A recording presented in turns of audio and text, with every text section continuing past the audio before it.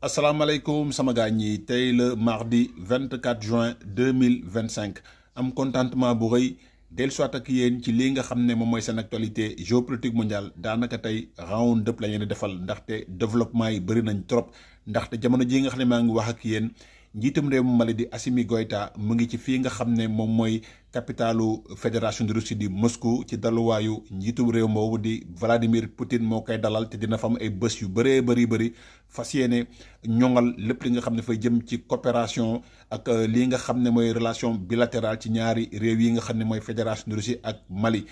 jamono ji ma wax ak yéen aussi njiitum réewum Amérique mu ngi ci avion di utali sommet bi nga xam ne moo war a am ci OTAN foofu tamit am na développement yu bees tax yi nga xam ne naa leen ko farañ fàccal beneen wàll bi mooy guerre bi nga xam ne mooy dox si diggante Israël ak Iran mu mel ni dal am na ci mooy lu ñuy wax cessez-le-feu am na nag lii nga xam ne moom mooy communiqué officiel bu tukkee ci république islamique d'Iran ñoom wax nañ ne am nañ ndam lu rëy ci lii nga xam ne mooy réewum Israël dina ma leen di jàngatal communiqué bii nga xam ne moo tukkee ci république islamique d'Iran ñoom nee nañ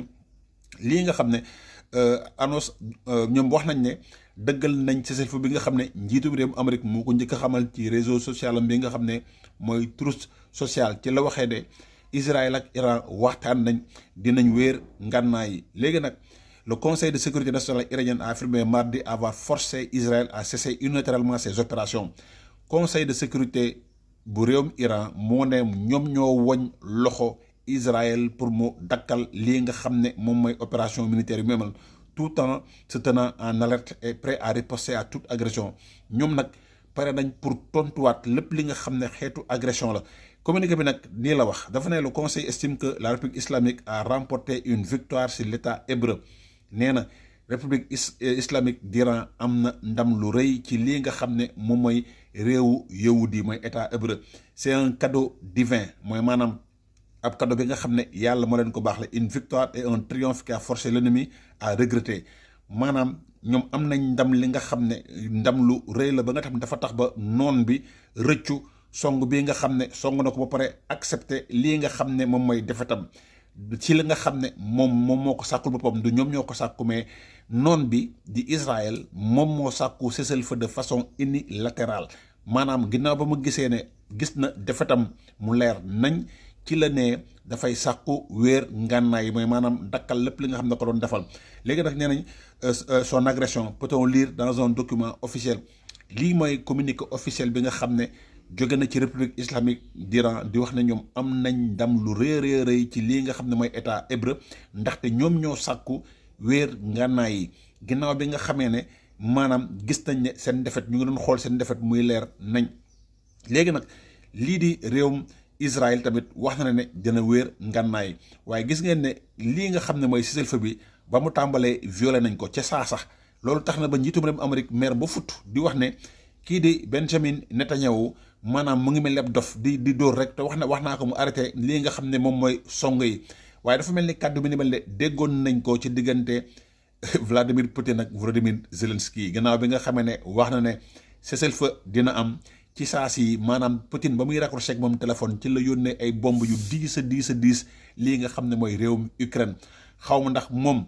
cër bi nga xam ne dañ ko war a joxuñu ko ba lépp li nga xam ne da koy wax ci réseau social am gars yi di gis safaan bi li am ba des mooy cessez-le-feu bi violé nañ ko ci réewum Israël Iran faat na fa ay nit ci song yi nga xam ne ci ginnaaw cessez-le-feu bi la am mooy maanaam song yi nga xam ne mujjee na fa am boobu moom amul ay blessé ay mort la am mooy maanaam nee nañ daal lu mat ñeenti nit ñàkk nañ seen bakkan ci song boobu noonu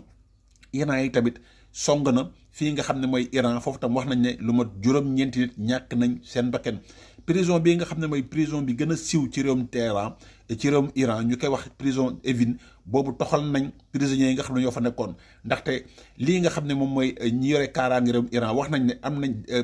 am na ñaari ndelle yi nga xam ne jotuloon claté mooy maanaam bu ñu ko fa soxee jotuloon claté ba ñoom désamorcé nañ bomb yooyu noonu léegi nag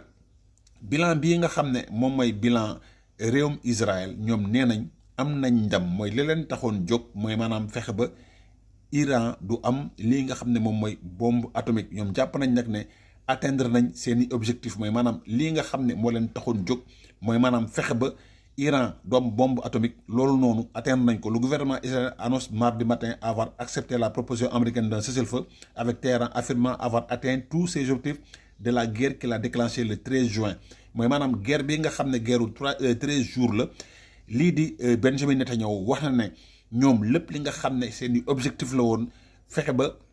Iran du développer lii nga xam ne moom ay ngànnaay nucléaire bi song faat ay scientifique am yu bëri faat ay commandant yu bëri yàq ay centrifuge am yàq ay rampe de lancement am nee na objectif boobu noonu atteindre na ko. waaye léegi nag coow li mooy ndax Iran bi nga xam ne xam na nu ñuy defaree bombe nucléaire xam na nu ñuy enrichir uranium bu dal amaatee est-ce que du gën a baralaat lii nga xam ne moom mooy production d'uranium boobu noonu. kon dafa mel ni jàmm ji dafa nekk li nga xam ne dañ koo toxal. xam ngeen démb Iran song na lii nga xam ne mooy dëkkandoo mooy Qatar waaye song boobu noonu daanaka du wax sax song mooy maanaam mbir la bi nga xam ne yëgal nañ ko américains yi yëgal ko waa Qatar ne leen nañ song parce que faw ñu fayu waaye song bi moom daanaka kenn blessé aussi daanaka kenn faatu aussi. kon service minimum bi nga xam ne moom la ñu Iran tàmbalee léegi nag laaj bi mooy si diggante Israël ak Iran kan moo ci am ndam parce que Iran moom nee na am na ndam bu leer nañ ndaxte kii di réewum Israël moom moo sàkku cessez-le-feu waaye bu ñu xoolee bilan bi si diggante ñaari réew yi ñi nga xam ne li nga xam ne Iran perte na ko ak li nga xam ne Israël perte na ko yaakaar naa ne y'a même pas photo ndaxte bu fekkee ne même bu dee benn général la nga ñàkk ko ci guerre waaye wax ma la benn mais nga ñàkk ci ay kàngam yu bëree bëri même bu dee benn ñeenti centrale nucléaire nga am ñu yàq si ñeent yëpp ñu bombardé ñeent yëpp loolu moom mënuma ne maanaam loolu ndam la waaye li am ba des mooy jàmm ji ñëwaat na te ñun jàmm jooju mooy li ñu gën a yitteel nekkuma fi nag di defal par parlo dañuy def bilan à mi-étape. bu ñu xoolee li mu ñu faatu Iran mu toll ci 950 doomu aadama yi nga xam ne nee nañ ñàkk nañ seen bakkan israélien ñoom am nañ buñ ci boolee 25 yi nga xam ne moom lañ faatoon ñu boole si ñeent yi nga xam ne faatu nañ jëm ay 30 personnes. kon mën nañ gis aisément que ne dégâts yi ci fii nga xam ne mooy réewum Iran ca la ëppee par rapport ak lii nga xam ne moom mooy réewum Israël waaye comme jàmm am na rek nañ ñaan yàlla jàmm jooju wéy parce que jàmm jooju noonu mooy li nga xam ne mooy suñu njëriñ ñun ndaxte lii nga xam ne moom lañ doon njort mooy ñu tëj li ñuy wax détroit d'Ormuz bu ñu ko tëjoon ñun sénégalais nañ ko yëg te gis ngeen rapport d'exécution budgétaire bi nga xam ne génn na war na ne Sénégal ba tey si ngoon mu ngi cay jafe-jafe maanaam génn guñu ci lii nga xam ne moom mooy pax bu ñu nekk parce que gis nañ ne charge état bi bëri na trop dépenses yi nga xam ne état da koy gàddu diis na bëri na te boo leen xoolee lii nga xam ne moom mooy li Sénégal am ci ay fonctionnaires par rapport ak askanu Sénégal bu ñu wax ne Sénégal ay 200 000 fonctionnaires la am moom la état bi di fay te mu diis si moom par rapport ak 18 millions d'habitants yi nga xam ne kon loolu day wane ne emploi nekkul li nga xam ne lu bëri la ci réewum Sénégal bu fekkee ne 18 millions d'habitants mënuñ sax am masse salariale bi nga xam ne weesuwul ay 200 000 fonctionnaires wala ay 300 000 fonctionnaires te loolu état bi mënu koo gàddu kon war nañ xolaat suñu toogaay ba tax na lii nga xam ne mooy xew assemblée nationale nekkul priorité dañ koy waxaat parce que réew mi nga xam ne dafa nekk say jafe-jafe politique d'austérité moo fa war politique d'austérité mooy maanaam foofu fi nga xam ne mën nañ faa yaxanal lañ fay yaxanal ba tax na lii di Guy Marius Sagna wax mooy dëgg Sénégal ba léegi mu ngi ci guuta mu ngi ci ay jafe-jafe am na nag coow li nga xam ne jib na di jëm ci lii nga xam ne moom mooy saboté bu ñuy saboté Sénégal mooy réew bi nga xam ne Sénégal bi day nekk ci ab gaal di fexe na gaal bi da mu suuxee te bu xamul ne gaal bi suuxee dafay ànd ak moom suux loolu mooy mandargal africain mooy benn cupidité bi nga xam ne mënoo koo mandargal kii di njiitu réew mi ñu ngi def relation de proximité ñu ne ñu amul njëriñ ñu ne la fekk ñu seet suñu dëkkandoo jéem a xool ni ñu coppite rek ñoom moo xam Mauritanie la moo xam Mali la moo xam Burkina la moo xam Sierra Leone la amul njëriñ ñu dem bitim réew Chine ñu ne fa ñu dem Chine tamit amul benn njëriñ ñu ne fa lii kii joomaay uti sedda amul benn njëriñ waa léegi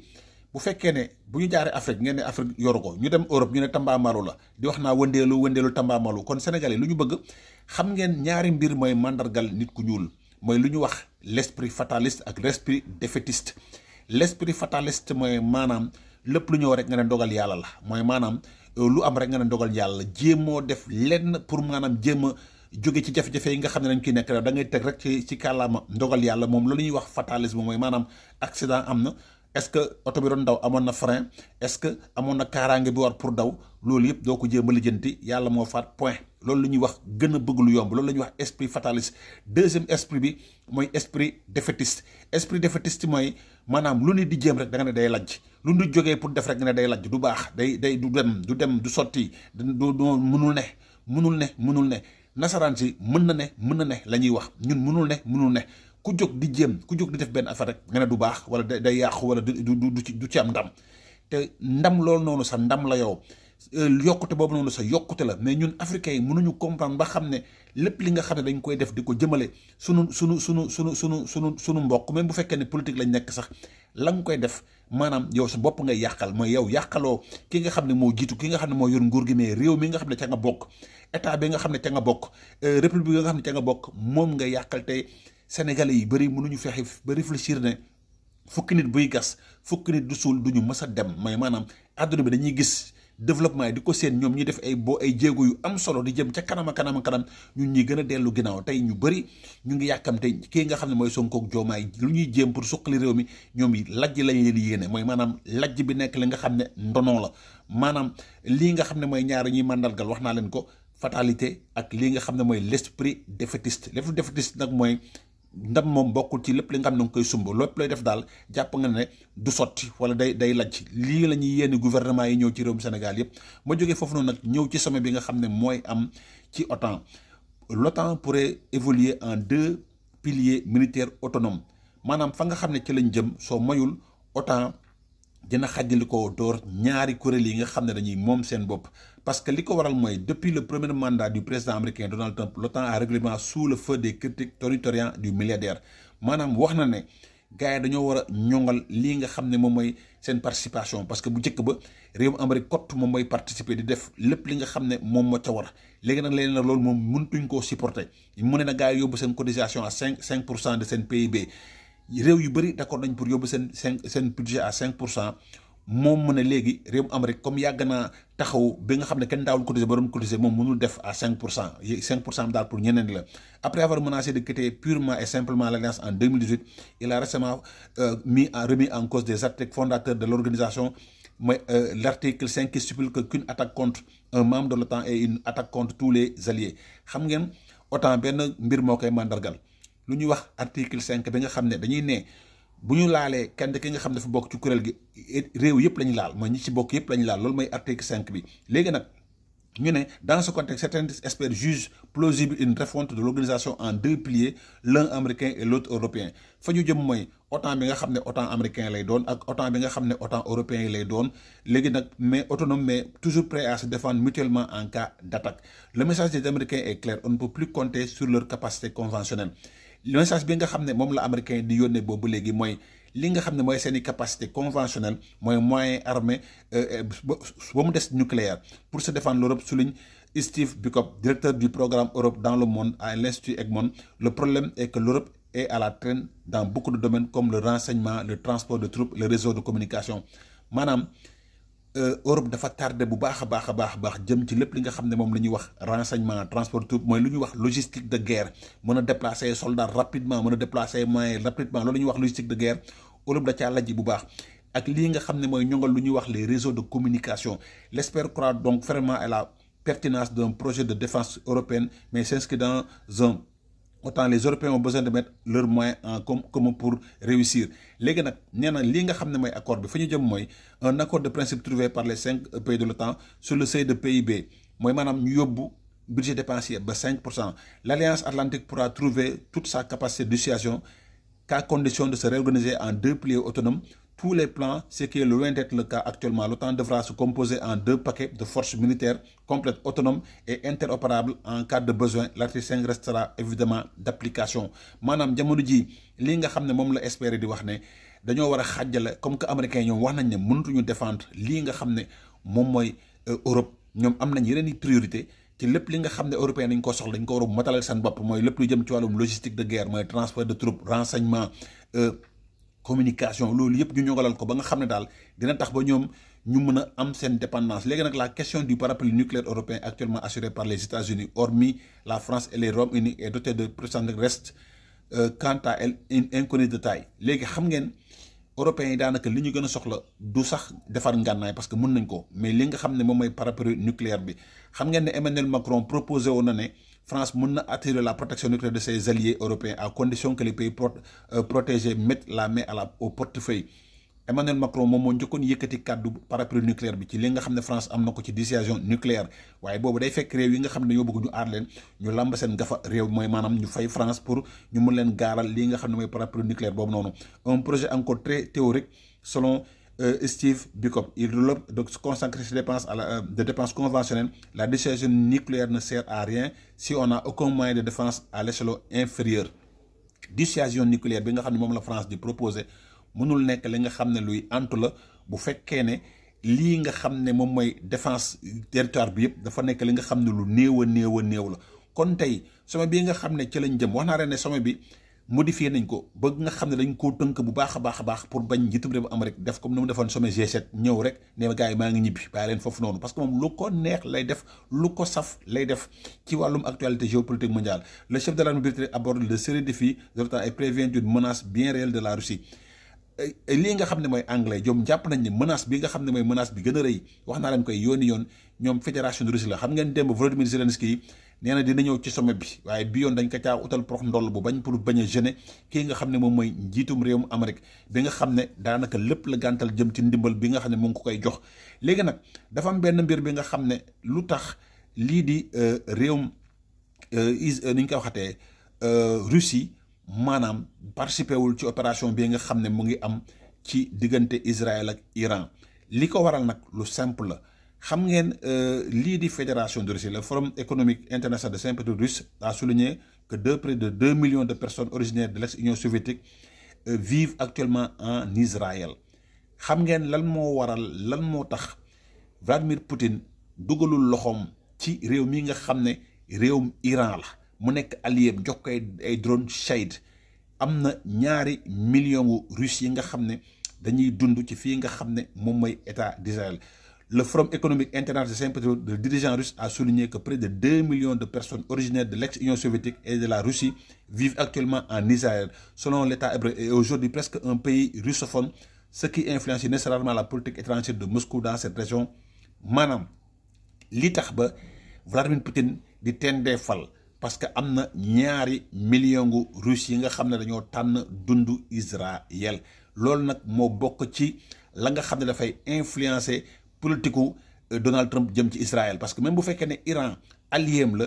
askan bi nga xam ne ñoo fekk baax risque di yeewoo Israël dañoo fa nekk askan bi nga xam ne askan bu takku la une diplomatie d'équilibre face aux critiques maanaam foofu mu def lu ñuy wax jeu d'équilibriste parce que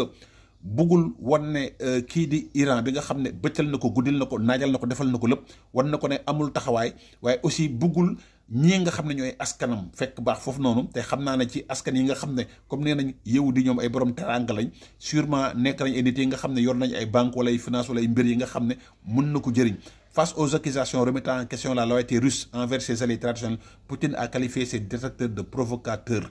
moom nag ñëpp ñi nga xam ne dañuy wax ne fayul naar bi xorom nee na ñooñu ay provocateur lañ mooy maanaam ñooñu maanaam dañuy nekk rek di def ci xamoon ndox ci diwlin bi lañ koy def ni ñu ko waxee mettre de l'huile sur le feu. léegi nag il a rappelé que la Russie entretient depuis longtemps des relations amicales avec les nations arabes et les pays islamiques moom xam na ne Israël yàgg na amal ay relations yu mucc ak lépp li nga xam ne ay pays islamique la parce que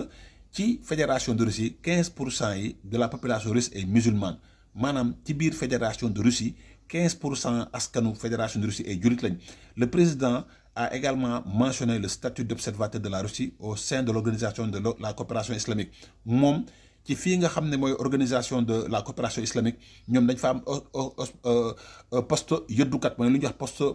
observateur. Ces déclarations interviennent après l'opération militaire américaine Mining Hammer mooy coup de marteau bi nga xam ne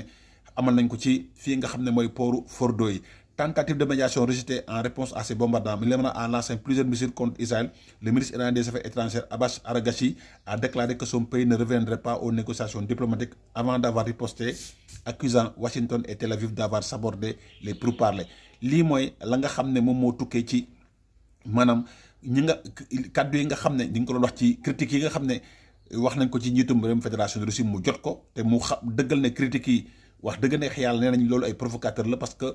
lii nga xam ne mooy taxawaay mooy maanaam musul am taxawaay bu safaanoog li nga xam ne mooy umma islamique bi ndaxte ci biir fédération de Russie am na 15% yi nga xam ne ay jullit lañ. léegi nag xam ngeen Assimi Goïta dem na fii nga xam ne moom mooy Moscou ñu dalal ko en grande pompe. Télévision propagandiste AS yëpp ak Russie yëpp ñu ngi fësal mbir mi maanaam ko xeetu coopération yi nga xam ne war nañ ko fa xaatimaat ak fan la état relation yi toll ci xeex bi nga xam ne ñu ngi koy xeex jihadiste yi. ci beneen wàll bi am na benn documentaire bu génn di wane ñaawteef yi nga xam ne moom la milice Wagner def seen chaîne Telegram mooy ay exaction ay meurtre ay punition yi nga xam ne ñi bokk seen kuréel googu noonu lu ñuy wax kuréelu banditisme dëgg moo fa am ñoom daanaka sax ñoom bu ñu doon exécuté ku bokk si ñoom ku leen trahir coup de marteau lañ koy faatee mooy maanaam ñoom duñ jël fital duñ jël paaka marteau la ñuy jër moom la lay faatee ba nga dee. c'est juste pour dire horreur yi nga xam ne yàgg na am ci milice Wagner bi ko Evgeny Prigojine di jiite. léegi nag jihadistes yi indi nañu ay tontu bi daaw bi nga xamee ne ñoom Assimi Goïta dem na fii nga xam ne mooy Mali. une nouvelle attaque terroriste au Niger vendredi 20 nee nañ rey nañ lu mat 20 civils. te ñooñu lu tax ñu faat leen dañ doon fekkee gi benn xutba bi nga xam ne ab imam moo ko doon amal ñu ne on estime des dizaines de nombre de morts dans cette attaque contre des villages qui assistaient le soir du vendredi 20 juin à un prêtre musulman dans la localité de Manda. dafa am ñu ay jullit yu bëri nga xam ne dañoo demoon fekkee gi benn xutba bi nga xam ne benn kàngam moo ko doon amal ci lañ leen songee faat ko. le drame est survenu à l'occasion d'un prêtre. Le bilan est lourd et on s'attend à la contestation des autorités locales. ñuy wax ne soo moytul daal lu mat 70 personnes ñàkk nañ seen bakkan. Déjà, d'autres massacres dans cette même condition, d'autres massacres de civils, des circonstances similaires après la grande prière du vendredi ont été revendiqués par le passé par les djihadistes. maanaam djihadistes yi dañ naan xaar ba gars yi dem juma ba juma jeex ñuy ñibbi ñu songa leen faagaagal leen mooy taxawaay bii nga xam ne ci ñi koy amal état islamique la man d'autres massacres de civils, des circonstances similaires après la grande prière du vendredi ont été revendiqués par le passé par les djihadistes, le groupe État islamique actif dans cette zone. Une source sécuritaire nigérienne pays voisin yi fait état de 71 morts. lii mooy taxawaay bi nga xam ne moom la djihadistes yi am ci bande sahélienne te wax naa leen ne djihadistes yooyu noonu fa ñu sokkee koo Syrie la fa ñu sokkee koo Irak la wala Arabie Saoudite parce que Al-Qaïda ki nga xam ne moo ko sanc ab saoudien la ba Osama Bon Laden kii nga xam ne aussi moom moo jiite état islamique de al-Baghdadi moom tamit foofu la sokkee koo ñoom nag seen kuréel gi law na ba yegg si Afrique. te gis ngeen ne li nga xam ne moom mooy seen politique mooy maanaam fexe ba charia nekk li nga xam ne moom mooy doxal àdduna bi yëpp mooy gouverner àdduna bi yëpp muy neex muy naqari dañ koy imposer képp ki ko bëgg a ko bëggul loolu daal mooy li nga xam ne lan bëgg indi si actualité seen xarit la woon Léon Baltasar le caméléon di la ñaanal kenn du la jàmm ak salaam.